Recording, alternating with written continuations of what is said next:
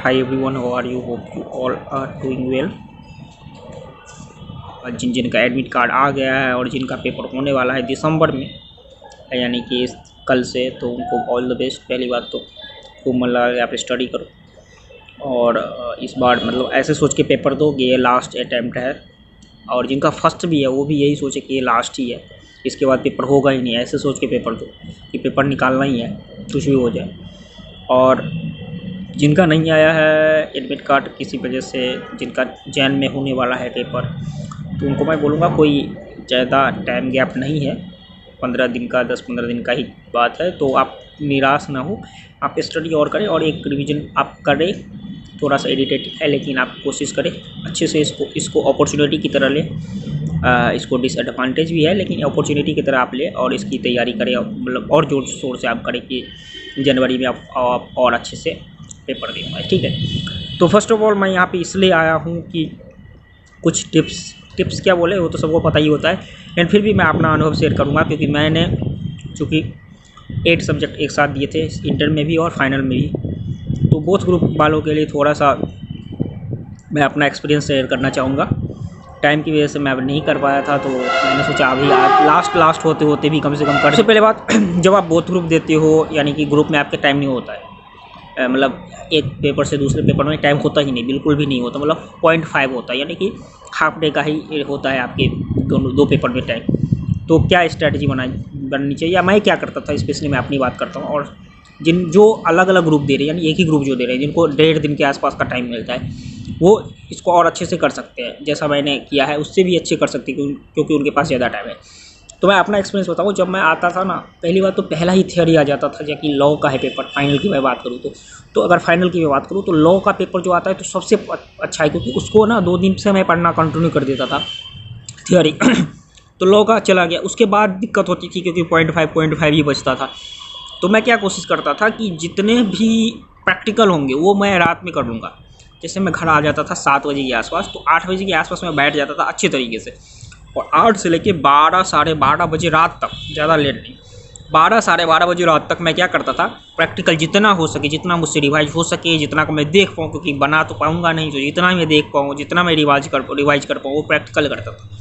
और सुबह 6 बजे के आसपास जो उठता था, 5:30-6 के आसपास, वहाँ से लेके 11 बजे के आसपास तक मैं कोशिश करता था कि थियरी ही केवल पढ़ूँ। जितने भी थियरी मेरे से हो पाए उसको मैं रीड करूँ, एक बार देखूँ, मेन क्वेश्चन देख लूँ, ताकि एक झलक याद आती है। तो क्या होता है कि अगर आप देख के गए होंगे ना सुबह सुबह, तो ज़्यादा मेमोरी लॉस नहीं होती, मतलब तुरंत यदि वही क्वेश्चन उसके आसपास का आ जाता है ना, तो तुरंत याद आ जाता है। तो इसलिए मैं थियरी सुबह करता था। तो मेरी ये स्ट्रैटेजी है। अगर आपकी स्ट्रैटेजी पहले से ही कुछ है तो आप उसी को फॉलो करें, इसको नहीं करें। लेकिन मैं क्या करता था, मैं रात को प्रैक्टिकल और दिन को यानी सुबह में थियरी, क्योंकि 0.5 में आप क्या कर सकते हो, मतलब 12 घंटे के आसपास भी नहीं मिलता सही से, तो आप उसमें कुछ चमत्कार तो कर नहीं सकते।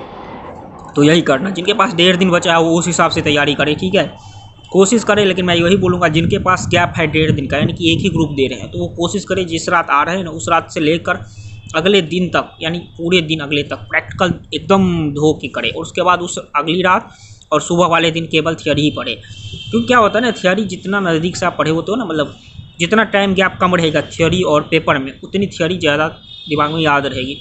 ये नॉर्मल कॉमन सेंस के हिसाब से मैं बोल रहा हूँ।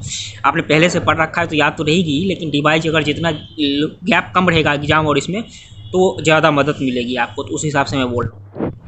तो एक यही स्ट्रैटेजी थी जो मुझे लगा कि 0.5 के आसपास आप कैसे 0.5 डे, मतलब कि हाफ डे में आप कैसे कवर करें। तो मेरे हिसाब से रात को ना प्रैक्टिकल पूरा करें और दिन को सुबह थियरी करें। अगर थियरी पेपर ही है तो उनके लिए, जैसे कि लॉ आ जाता है बीच में इंटरमीडिएट के लिए, तो इंटरमीडिएट के लिए क्या है कि थियरी ही पूरा है तो थियरी दिन रात पढ़ें। अगर जिसमें ज़्यादा थियरी और कम प्रैक्टिकल है तो प्रैक्टिकल दिन 1 घंटे 1.5 घंटे में कोशिश करें कर ले उस रात में, और उस रात से ही चालू हो जाए थियरी पढ़ने का। दूसरा इंपॉर्टेंट चीज़ अगर मैं बात करूँ तो दूसरी इंपॉर्टेंट बात यह है कि जब एग्जामिनेशन हॉल में आप जाओ ना, तो बिल्कुल भी, लोग बोलते हैं लेकिन आप कोशिश करना कि पहले से ये नहीं सोच लेना कि ये आ जाएगा वो आ जाएगा, रिलैक्स है ना, पहली बात। डर तो सबको होता है। दूसरी चीज़ ये कि क्वेश्चन कभी भी छोड़ने की कोशिश मत करना। एक होता है, मैं खुद भुगता हूँ इसलिए मैं बोल रहा हूँ, रैंक आते आते मेरी बच गई। तो क्या होता है कि सोचते कि पास मार्किंग हो गया यार, या 60-70 मार्क का बना लिया, ठीक है, काफ़ी है, ऐसे हो जाता है मन में। अब दूसरे को मैं ना टच करूँ ना टच करूँ। अगर आपको कुछ भी आता है ना उस क्वेश्चन से रिलेटेड तो डेफिनेटली आप आंसर करो, ठीक है। मैं यही बोलूँगा, डेफिनेटली आपको आंसर करना चाहिए अगर आपको कुछ भी आता है उससे रिलेटेड तो। अगर जीरो है, कुछ आइडिया ही नहीं है, तो आप छोड़ सकते हो, लेकिन कोशिश करना याद करने का, कुछ ना कुछ लिखने का, मतलब कुछ भी अगर आपको याद आ रहा है, खासकर थ्योरी वाले में, तो आप ज़रूर उसमें ऐड करना। ये नहीं छोड़ देना कि 60-70 मार्क का तो बना लिया, मैं तो पास हो ही जाऊँगा, छोड़ यार, ऐसे नहीं करना। क्योंकि वही 1-2 मार्क बाद में अफसोस दिलाएंगे कि मान लो पास हो जाओगे, कितने बच्चे पास होने से 1-2 मार्क्स से रह जाते हैं, और कितने बच्चों का रैंक आने से रह जाता है कुछ मार्क्स के कारण। तो ये एक दूसरी बात कि क्वेश्चन ज़्यादा से ज़्यादा जितना कर सको आप उतनी करने की कोशिश करना। तो ये 2 चीज़ें मेरे हिसाब से जो है वही है। एक तो आप रात को प्रैक्टिकल, सुबह थियरी पढ़ना।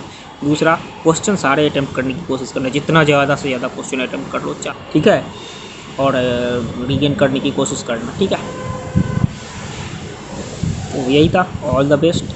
कोशिश करो कि ये लास्ट अटैम्प्ट ही हो आपका, तो खूब मन लगा के करो, और वहाँ सरस्वती का नाम लेके आराम से जाओ, सुबह स्नान पूजा पाठ करके, और आराम से पेपर दो। All the best, thank you.